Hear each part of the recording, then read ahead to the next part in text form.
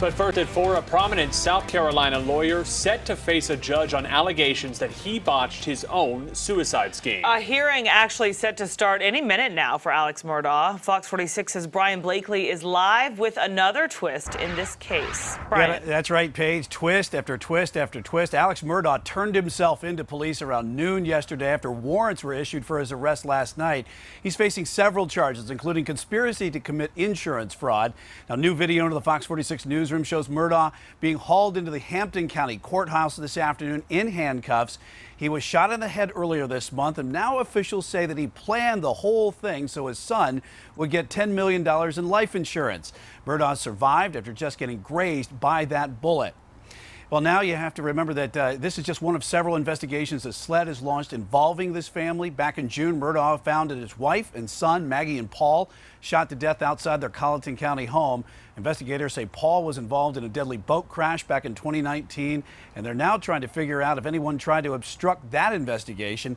The investigation into Paul and Maggie's death also prompted investigators to look back into a 2015 hit and run. And just yesterday, we learned investigators are now looking into the death of Murdaugh's former housekeeper. And on top of Maggie and Paul's unsolved murder, there's also questions swirling about money missing from Murdaugh's law firm.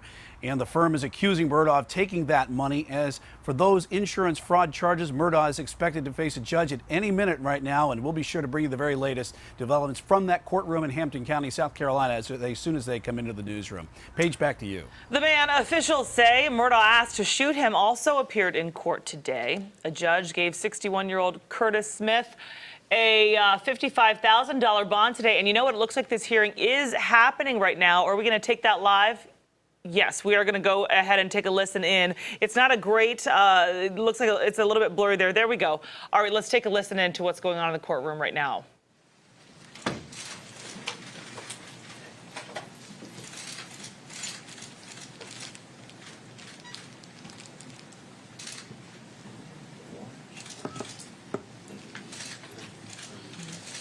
Today is Tuesday. Today is Thursday, September 16th, 2021. The time is 4:02 p.m. We're here for a bond hearing for Richard Alexander Murdaugh. I see that we have representation from the Attorney General's office. Could you please state your name for the record, please? Yes, good afternoon, Your Honor. My name is Creighton Waters with the South Carolina Attorney General's office, and with me is Megan Bergstedt, also with that office. Thank you. And also, let's see that the defendant also has representation. Could you please state your name, please, for the record? Yes, Your Honor. May I remove my mask to address the court? Just to state your name, you have to put it back on after that. Yes, ma'am. I'm Dick Harpootlian. This is Jim Griffin. We represent Mr. Murdaugh. Okay, thank you. Thank you. All right.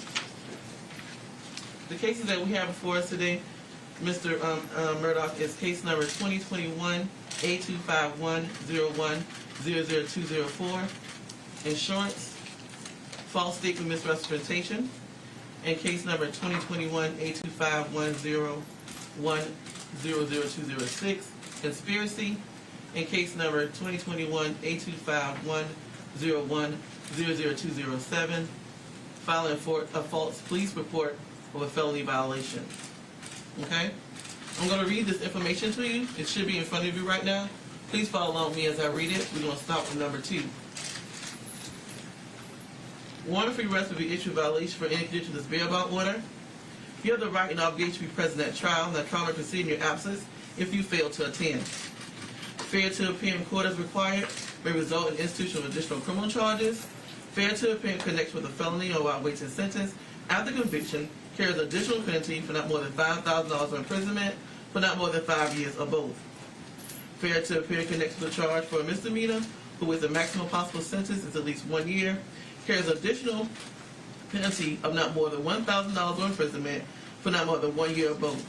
Failure to appear in court as required on any charge not specified above will result in issuance of a warrant of definitive arrest as well as loss of posted bond. You also have a right to a preliminary hearing. You have 10 days from the day to do so. You can do that orally or in writing. You also have the right to a trial by jury. Once again, you're being charged with false statement, misimprisonment, first offense, conspiracy, and filing a false police report of a felony violation. You also have the right to counsel and the right to a court-appointed counsel if financially unable to employ counsel. Turn to the next page, please. If you're interested in a court-appointed attorney, which I see you do have an attorney with you now, so we don't have to go over that, but you can, if you want to, get one appointed through the clerk court office. Number 7, if the charge has been brought against you or discharged, dismissed, or no cross, or if you're found not guilty, you may have your record expunged. You're also required to keep the court notified of any changes of address until final disposition of this case. Turn to the next page. This is a notice for right to a preliminary hearing. This is what I was telling you about earlier. If you're interested in a preliminary hearing, you must fill this out and have it back to our office. The next page, information regarding your rights. Please listen carefully. You have been charged with a criminal offense, and if you're found guilty, you are facing serious consequences, which may include the payment of a fine, loss of your driver's license, and a possibility of a jail sentence. In addition, you may face increased penalties for later convictions, the loss of the right to possess firearms and ammunition, and your immigration status will be affected. You have important constitutional rights, including the right to representation by an attorney, but you may lose these rights or waive them if you do not act to protect these rights. You have the right to hire an attorney to represent you in every case. If you cannot afford an attorney, you may be eligible for a free attorney. If you want the determination made to whether you qualify for a free lawyer, then it is your obligation to be screened at the location identified in paragraph 5C of the bond checklist you receive after this hearing. If you do not hire an attorney or go to be screened, then you may be found to have waived your right to have an attorney at your trial. You also have the right to represent yourself. However, you should be aware that self-representation can be dangerous. For example, there will be certain factual or legal defense to your charge that you're not aware of, or legal issues related to conduct of trial or guilty plea that are determined how to preserve an appeal. If you exercise your right to proceed without a lawyer, then you're responsible for complying with all applicable rules of court, including rules of evidence, procedure rules, and proper behavior for the judge and or jury. If convicted of the charges filed against you and you ought to pay a fine, you may request a reasonable scheduled payment plan to pay that fine. It is your obligation to keep up with your trial date and to obtain an attorney, either by hiring one or by being screened and found eligible for a court-appointed attorney prior to your trial date. If you do not appear at your trial with an attorney, you may be deemed to have waived your right to have an attorney represent you. You are required to keep the court notified of any change of address until completion of this case. Turn to the next page. In the event you are unable to employ counsel, the state will provide you with counsel by appointment or with the service of a defender of this county. If you desire the state to provide you with counsel, you may make application for counsel unless you're not eligible under the order of the court. You may apply for counsel, should you qualify, at the clerk court office in Hampton County, located in the courthouse. Once again, to support our application fee, you do have the right to apply if you meet the requirements, and also you have the right to be present at trial, but if you're not there, then we'll proceed in your absence. Turn to the next page. You are hereby ordered to appear for roll call on October the 25th, 2021 at 2 p.m. I acknowledge and understand that I'm to appear for and attend the above scheduled roster meeting. Also understand it is my responsibility and condition my bond that I hire an attorney or apply for a public defender within 15 days of this order. Should I fail to appear for roll call, a bench warrant will be issued for my arrest. If I fail to get an attorney within 15 days, my bond may be revoked. Understand there is a fee to pay the clerk court office for a public defender application, and that is my responsibility to pay the fee within 15 days of this notice. Understand that should I fail to meet any conditions of my bond, the court will issue a bench warrant for my arrest and has the authority to revoke my bond.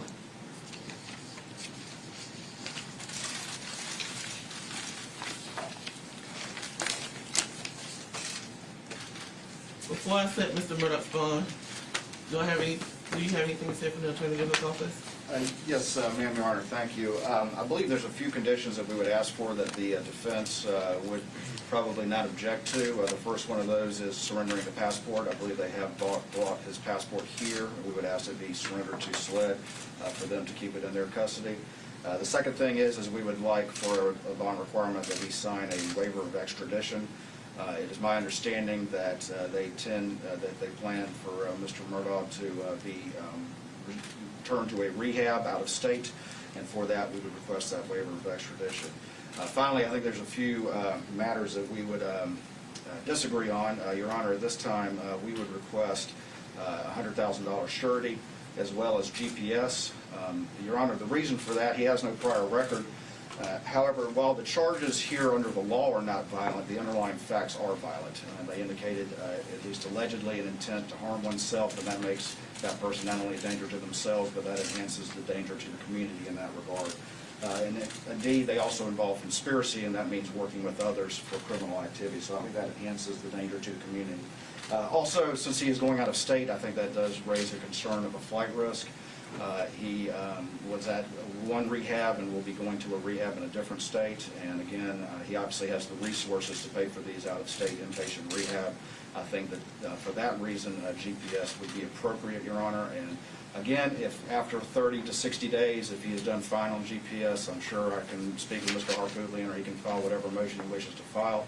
But I think in this instance, it is appropriate that we have that GPS. I've seen these type of cases before, and sometimes those who had everything and who are suffering a possible fall from grace are actually more of a concern than a hardened criminal who's been in this situation before. For that reason, we would ask for that surety bond and the GPS. May I remove my mask on? I don't think I speak clearly enough with the mask on to make myself understood. Your Honor, Alec Murdaugh has spent his entire life in this county. No prior record, actually involved in all aspects of this community, and up until this charge, had no blemish on his character whatsoever. He has, and we would concede, has had a significant opioid addiction, which has led him into some financial issues and there's no question into this situation where he finds himself charged. Let me make a couple points. First of all, this crime involved his attempt to have himself shot so his son could collect insurance money. The only violence he's ever been involved in is this, which was to have himself executed. So he's not a danger to the community. The only person he's a danger to is himself. He immediately surrendered, immediately went to rehab after this incident. As soon as he got out of the hospital, he was shot in the back of the head. A bullet didn't actually penetrate his skull, went in with an entrance and exit wound.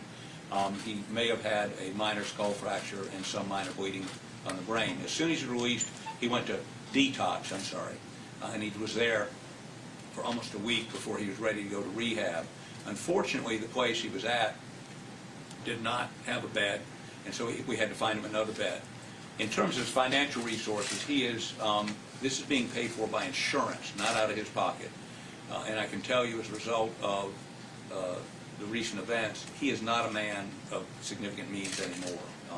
Everything he owns is basically leaned up. We would surrender his passport to SLED. I brought it here today. Your Honor, I'd like to hand up to the court a letter. I don't want to publish it, or the location of the rehabilitation facility for obvious reasons. We have tremendous media interest in this, and we certainly don't want them showing up. And I think it explains that the doctor believes he can benefit from this, and he only let him come up here. If he came up this morning, he needs to go back this afternoon to not get kicked out of the facility. 17-15-10, which is the statute governing bond, says he's entitled to a personal recognizance bond unless it's shown he's a danger to the fleet. He has come here today on his own. He did not flee. He did not, once he knew he was charged. He is willing to waive extradition to come back whenever he is needed here. Again, every member of family, his connections are to this county. He's got nowhere to go.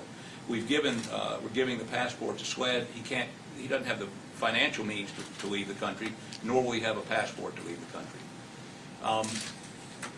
Your Honor, he has had a tremendous opioid addiction. The death of his wife and son have put him over the edge in terms of that addiction, and that is why one of the major reasons he was considering having himself killed. The other thing I would say is this. There's no evidence of danger to the community or evidence that he would flee the jurisdiction to avoid prosecution. And the way these charges came about is that Mr. Griffin and I visited him at the detox facility on Monday of this week. He indicated he wanted to tell the truth.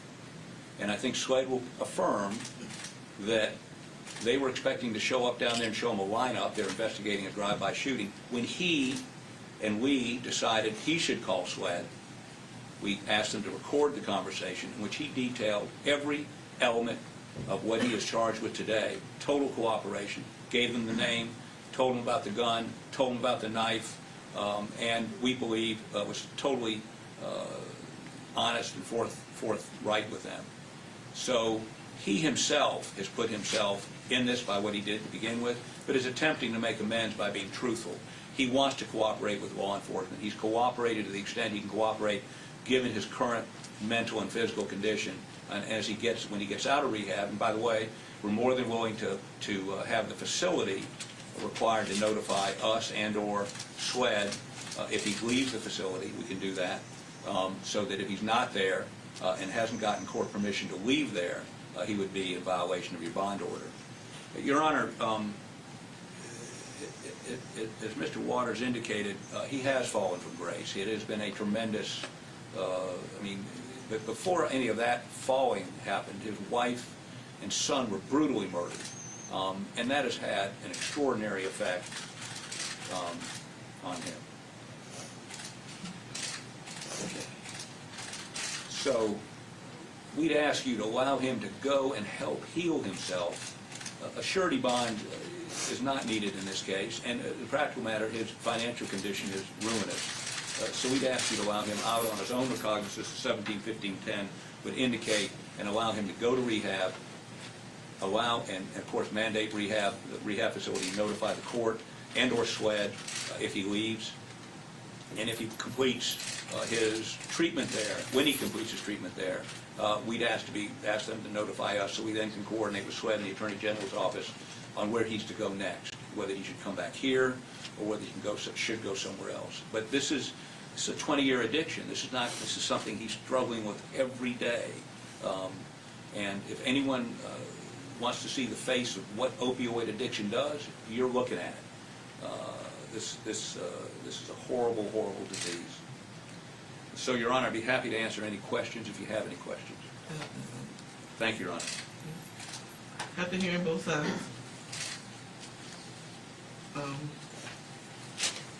I don't feel that Mr. Murdaugh is going to be a risk to the community. I do, however, do want him to surrender his passport, and the waiver of extradition will have that in place. So with that being said, with the insurance false statement, misrepresentation, I'm going to set this bond at $10,000, and that's going to be a personal reconnaissance bond. And on the conspiracy, I'm going to set it at $5,000, personal reconnaissance bond, and filing a false police report, $5,000 personal reconnaissance bond. His total bond is going to be $20,000 personal reconnaissance, and that's going to be the order of court. If he does leave the facility, if he leaves the facility without any permission, your bond will be revoked, and it will be a bench warrant for your arrest. Yes, ma'am. Do you understand that? Yes, ma'am. That'll be the order of the court. I need you to sign these papers. Okay.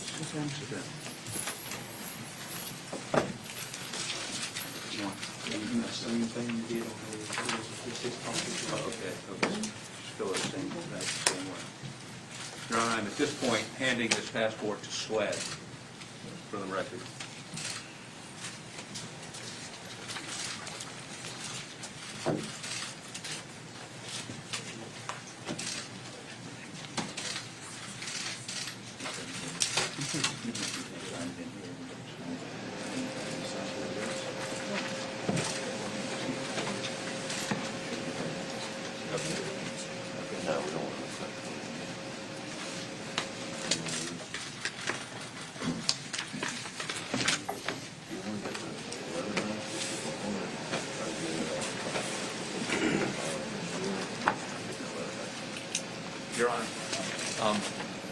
so that that letter does not become public information, can we have it back, please? Otherwise, we actually file it under seal. All right, wrapping up here the bond hearing for Alex Murdaugh, who is there in Hampton County Court there. As you just heard, his attorney, Dick Harpootlian, was making the case for Mr. Murdaugh to stay in the rehab facility that he's been in, pointing out his opioid addiction. He will be expected back in court October 25th for a roll call then. He's there facing a number of charges, including conspiracy to commit insurance fraud there after his botched suicide attempt. And we are following this story. Of course, we'll continue to. We're going to take a quick break right now and continue to listen and hear just in case anything else comes of that. But we'll be right back right after this.